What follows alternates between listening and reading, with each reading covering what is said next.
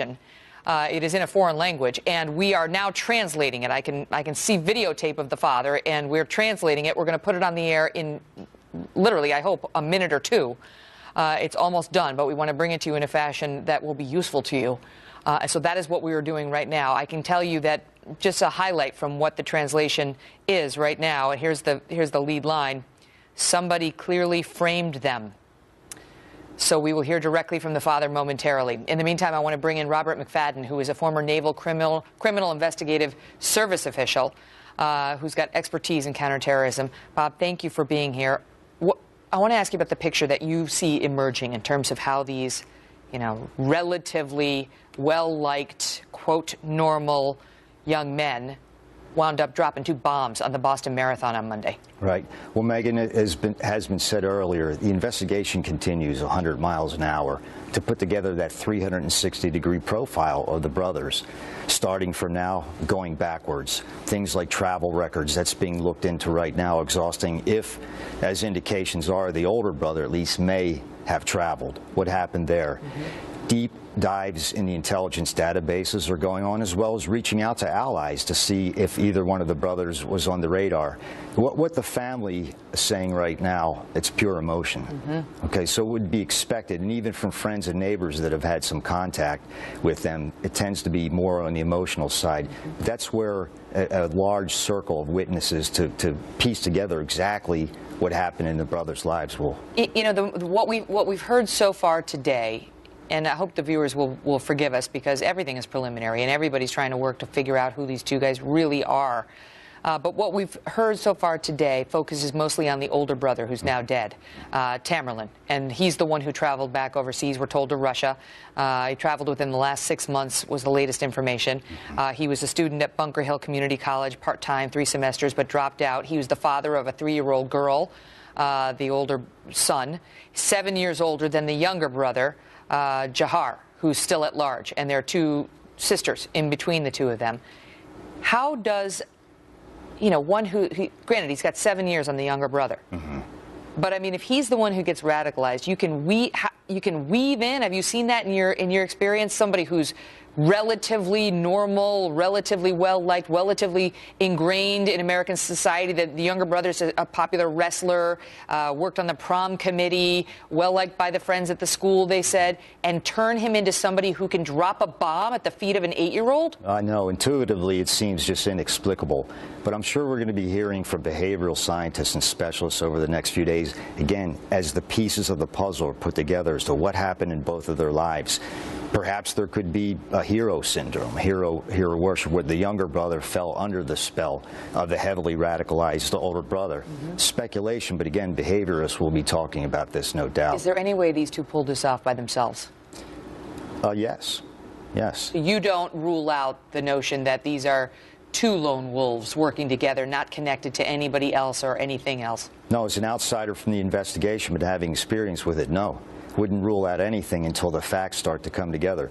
On the one end of the spectrum, you could have, let's say, a plausible scenario where the older brother traveled, then sought training, received that training, and maybe even some control or tasking.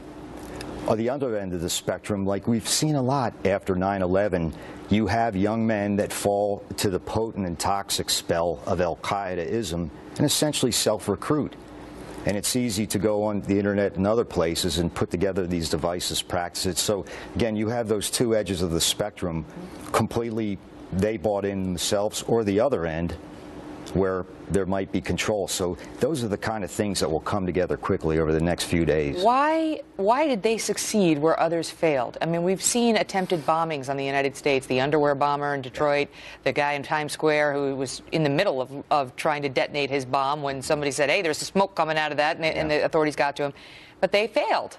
And there was a lead on a lot of others who we stopped before they ever got to that point. How did these 2, I don't know if they're Chechnyan immigrants or what they are, because the uncle's disputing they were from Chechnya proper or whatever. They're in that region. Right. How did they succeed where these others failed? Well, Megan, you speak to a really good point here, where I know in the drama and all this terrible tragedy, if we just take a step back for a second and realize the phenomenal record of the American security apparatus in the post-9/11 environment, where most of those acts were either detected before they happened or they failed for one reason or the other.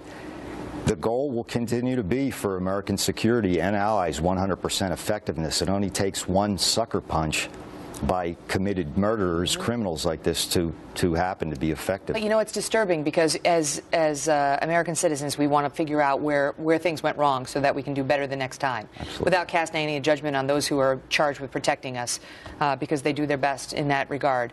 But you look at this and the answer isn't readily apparent right now, Bob, in terms of they say there was no chatter. So if there was no chatter, there was nothing to detect. Right. Maybe he took an overseas trip, but it may have been to Russia. That wouldn't necessarily set off any alarm bells for anybody here. You know, we granted the kid's citizenship after we gave him asylum, but it doesn't sound like right now we had reason to suspect there was cause not to do that. They put these bombs together with materials that you can get easily. We had a bomb expert on here the other day saying you could make it in under an hour for under about $150. And what attention is it going to cause? If you go in and buy a pressure cooker one place, then you head over to Home Depot and you get some nails. I mean, none. So all of it's under the radar, which is very disconcerting. It is. But you know what? Again, taking a positive that's been our record from even before 9/11, when I talk about the collective we of American security and private industry, myself, my company, we are going to derive lessons learned from this tragedy. Like, for example, better methods of big event protection and crowd control. And something else, too, my former organization, NCIS, was a pioneer in something called the Threat Mitigation Unit. It's special agents working hand in hand with behavioral specialists that look for pre-indicators of violent activity. Mm-hmm. Now, am I suggesting that's a panacea? No, but it's these kind of things that will help enhance Well, and if the online postings, excuse me, pan out, of these two that Steve Emerson was telling us about earlier, and they really, I mean, I've looked at them personally, and they're disturbing, and they sound like jihadist propaganda and so on. Then there'll be questions about whether we need to be monitoring that kind of thing, but there are privacy concerns too. I got to stand you by, Bob, because now we've got the father sound. We've got a few sound bites from him translated. Let's give it a listen. Somebody clearly framed them. I don't know who exactly framed them, but they did. They framed them, and then they were so cowardly that they shot the boy dead. There are policemen like that. I can't reach anyone. I don't know about my children. I'm scared for my boy, that they will shoot him dead too somewhere. And then they'll just say, he had weapons. Where can he get weapons, for God's sakes? They're picking them up at rubbish dumps, those weapons, or what? I'm scared for my son, for his life.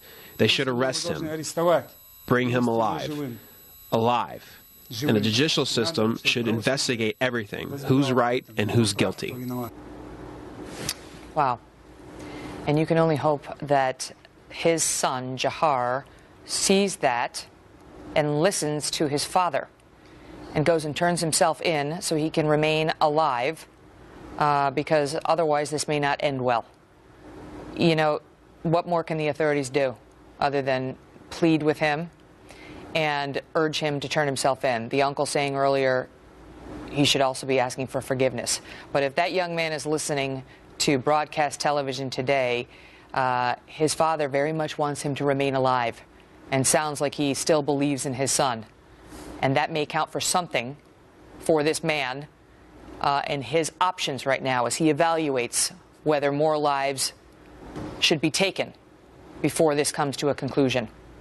My colleague Bill Hemmer is live in Boston, as he has been since the horrific events of Monday that put this tale into motion, Bill. And here we stand on Friday. Literally, I mean, it happened at almost exactly this time 5 days ago, and we appear close to, but not yet at, a resolution. Yeah. It is remarkable to me how many family members directly connected to these two men live in North America. You have an aunt in Canada, you have an uncle in Maryland, you have a sister in New Jersey. While that's happening, Megan, we're getting an update now. The Boston Red Sox have postponed their game tonight. I mean, that is the heart of this city. We're also getting an update from the UMass Dartmouth, where suspect number 2 is said to be a student. It will be closed again on Saturday, and this is the official release now from the school just given moments ago. All students should evacuate campus immediately, and those who do not have transportation off campus should proceed immediately to Lot 1, where they'll be transported to a secure location at Dartmouth High School, where accommodations are being made for them there. You know, the concern there would be that if this guy is on the run and if he has slipped the noose in Cambridge, Massachusetts, well, he's looking for people that he can hang out with and hide out with. And if he was a student down to that school, then, well, he knows people down there are not taking any chance to allow him to take refuge down there, just like they told the residents of Watertown, Massachusetts today to stay inside. And if anybody comes by and knocks on your door, don't answer that door. So all this developing this hour, too. Let's bring you up to date now. It's a little bit after 3 o'clock here on the East Coast. I'm Bill Hemmer, and it appears one suspect in the Boston Marathon terror attack is still on the run, as we have noted. And throughout this hour, you will see this phone number on the right side of your screen. If you see that suspect, FBI agents want you to call them, 1-800-CALL-FBI. Right now, police and SWAT teams combing through homes and businesses from Boston to Watertown, just 20 minutes away from the marathon finish line. That's a distance of about 10 miles. That's where police engaged in a shootout that left one of the suspects, the older one, dead. More on that in a moment. But during their last update, police said the manhunt was still ongoing. This from police. We are progressing through this neighborhood, going door to door, street to street. We're well over 60 or 70% of what we want to cover up there. We do not have any development to tell you in terms of that search up there. There has been no apprehension at this point. Well, for our viewers just joining us, the investigation took a major leap forward yesterday evening. The FBI released the video and the pictures of two young men.